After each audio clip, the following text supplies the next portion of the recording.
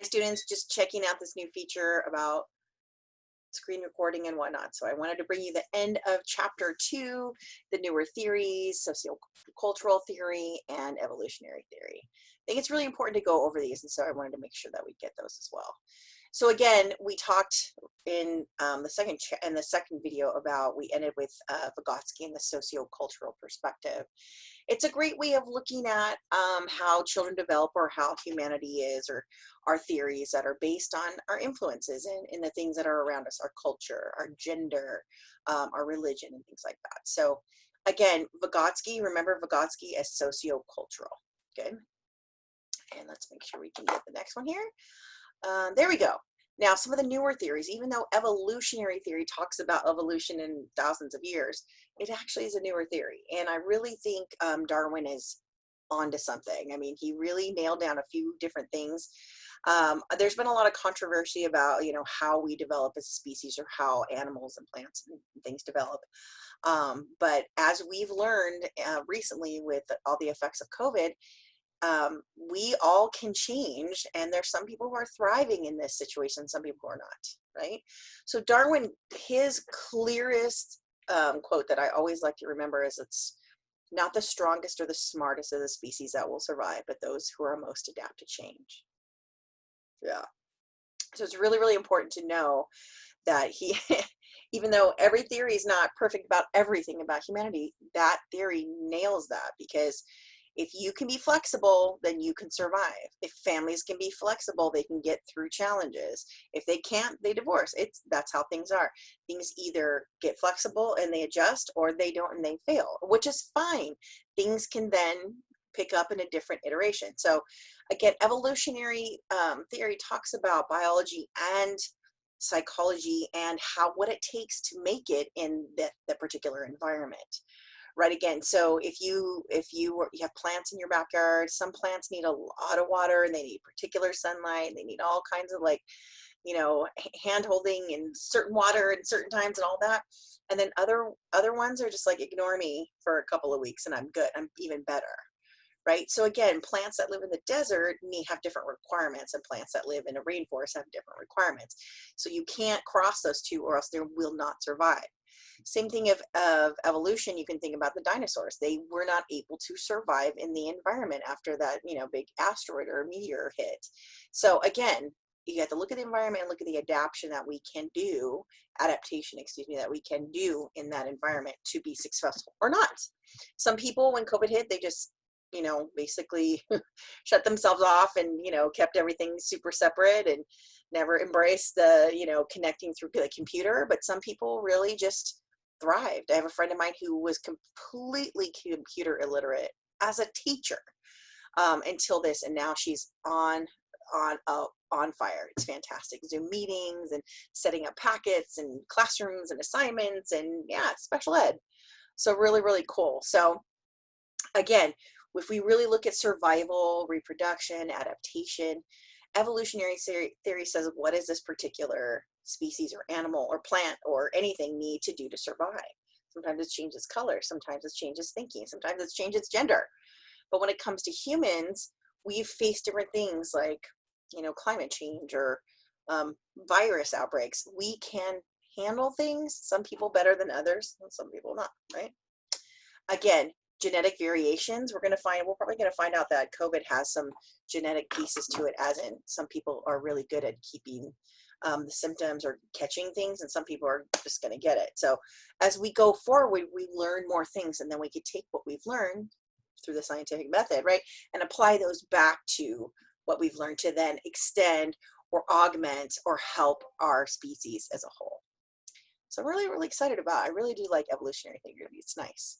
There's always some controversy about everything, but evolutionary theory is not wrong, right? Selective adaptations basically says, giraffes weren't always tall. They're shorter giraffes. They needed, each species, each year, each generation had to get taller to get the leaves off the top of the tree. Polar bears are a mutation, right? Polar bears actually have black skin. They're black bears with white hair. It's really kind of interesting. So, but polar bears needed the white to not absorb the heat, but the black of their skin absorbs the heat. They needed that. Even after the mutation, it was sustained, and that mutation was helped by the environment, right? So really interesting. You don't see black bears in the Arctic, right? And you don't see polar bears in less than the Arctic. So it's really kind of interesting. Same with butterflies and birds and all kinds of different things. And we're still finding out new species all the time. Really, really, we are. Let's see what's next. Oh, okay. So again, selective adaptation. Those who can survive are those who can adapt, and those who cannot will not survive. And then there's this idea that the people who do survive are actually helping what's available in the genetic pool to make more genes, to make more babies with. So there's a whole thought about when certain species of animals or type or families don't reproduce, that's a good thing.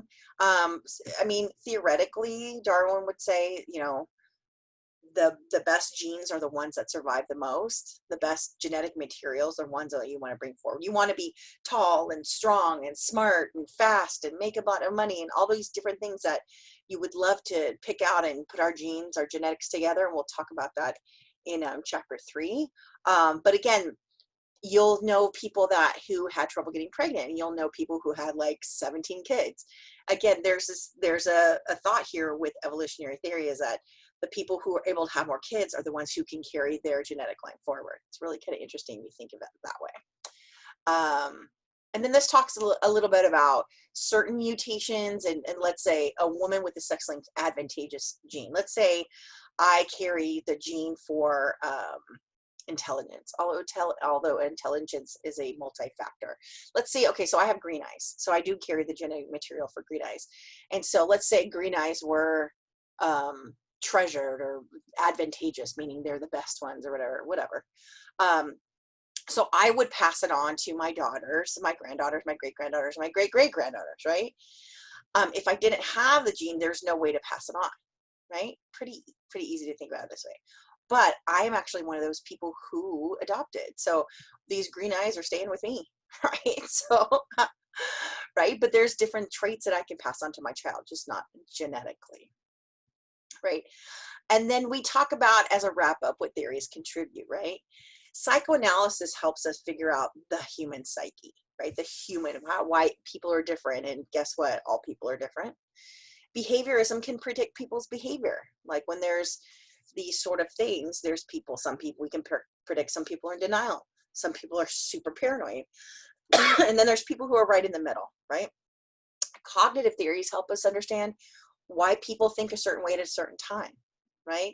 There's this thing where, again, when you're developing language when you're little, your brain is open, your brain is very spongy. Even infants who can't even talk yet can actually learn 2 languages and then differentiate between the 2 languages. Look in the module, I have a TED talk on the linguistic genius of babies. Sociocultural theories tell us why cultures as a whole act a certain way, or subcultures within a culture act a certain way. And even inside that subcultures, there's the culture of each family, each home, and why each family acts a certain way. So like, let's talk about Christmas. Socioculturally, we celebrate Christmas in America. However, there's people who celebrate all different kinds of holidays. We have Hanukkah, we have Kwanzaa, we have Eid, we have Rosh Hashanah. We have all kinds of different holidays that people do in their own culture inside of our dominant culture, right? And then even inside those holidays, does everybody celebrate Christmas exactly the same, or Hanukkah exactly the same, or Kwanzaa? So again, it's one of these things that, again, we have this dominant culture, we have subcultures, we have local cultures, we have community cultures, we have our family culture, right? Okay, because those theories help us kind of predict how people would handle things, how people maybe react to a certain situation. Like again, like we just had a big hurricane that hit this week or last week. Some people are just like, I'm not leaving, I'm staying. Yeah, at 20-foot tides and 180 miles an hour wind. Yeah. So that particular part of the country is a little bit more mobile than the rest of us. You know, they don't have as many things. They just have simple things where they can pack up and leave because they have to. So again, different cultures act in different ways to different stressors, right? And universal theories like evolutionary theory or information processing theory really kind of connects to all of us in a different way. Okay, so if I was going to ask you the contributions of each theory, maybe in an essay question, if I said which one's your favorite and why do you think it's helping humanity right now? Can you do that? Maybe. That sounds like a essay question, right? Now, eclectic approach, this is not something I test on, but it's something you can keep in mind where you take a little bit of everything and use it to maybe help identify or, right? So right now with this whole COVID business, we're talking about Darwin and we're talking about our thinking and we're talking about our emotions and we're talking about how we process different things and information. I mean, it's all in there. Culturally, how we act, emotionally, how we act, like our unconscious desires, how we act. You know, there's all these different things that are in play. So we do talk eclectically a little bit, but in this class, we're just going to talk about all the different theories as they land into the chapters and the domains.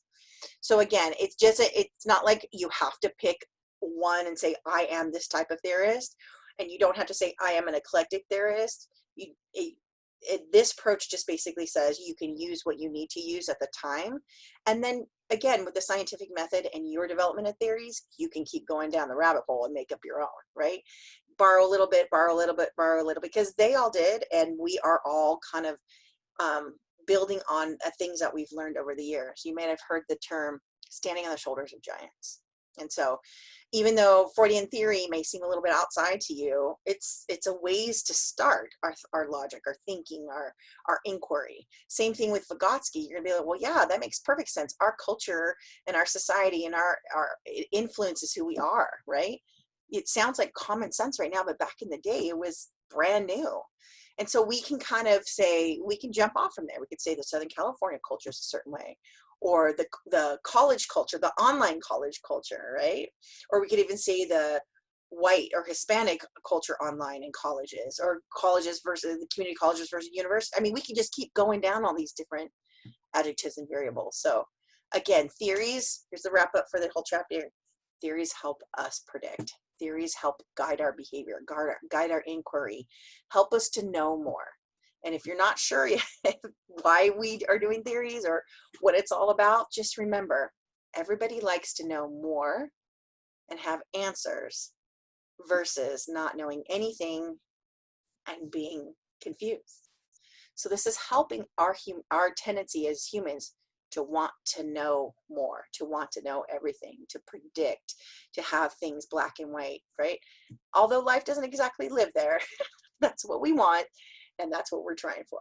All right, that's the wrap up for chapter 2. So theories, there should be 3 videos on this. I will be posting them soon. See you guys at the next class, or just make sure that you are in contact with me whenever you need.